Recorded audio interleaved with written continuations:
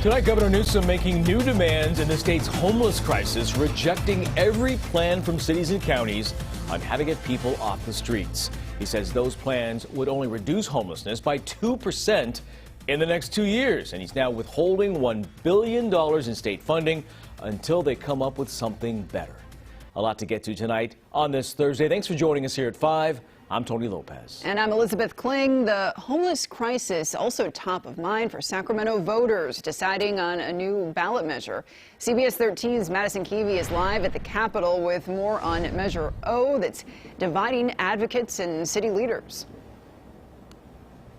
Yeah, Measure O was voted on by the City Council back in April to be put on that ballot next week. It's one of a handful of measures that have been approved or are in the works. We've told you about many of them: the ban on camping on sidewalks, near schools, daycares, even along the American River.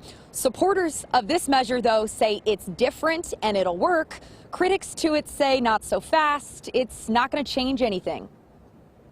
What I'd like to see more than measures are just actions. I talked and walked with Sacramento voters today who are very aware of the 10,000 people who live unhoused across the city. They know about Measure O, a ballot measure that would ban homeless encampments on public property in Sacramento and force the city to create more shelters if there's funding.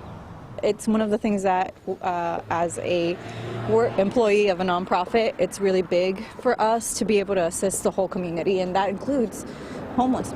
Advocates against Measure O say there's no requirement for people who live on the streets to accept housing, and it doesn't mention affordable housing options at all. I don't have any confidence that the city can actually meet the demands of Measure O if it passes. So given that, it's a field day for opening the door to a number of lawsuits. Add to the concerns against it, the measure is contingent on a city and county partnership that right now doesn't exist. We are very close, I think, to getting a solution that will be actually really substantive. One of the Measure O campaign chairs said the business community is fed up. He said this is the only option to keep the city on track, already fundraising for lawsuits if it passes. We've tried it your way for 8 years now, and it's made Sacramento the capital of homelessness. We're going to try it a different way. We're fed up. If approved, Measure O would require the city to create hundreds of shelter spaces within 90 days. So Sacramento's mayor is supportive of this. I've talked to him about it before. That advocate that I talked to said that if Measure O does not pass, he is prepared to pick up the phone, to call that business group and make a comprehensive plan moving forward that can address this growing crisis. But when asked today on both sides what that solution looks like, what are the tangible options, no one has an answer quite yet. Certainly no easy answers. All right, we'll see where it goes. Thanks so much, Madison.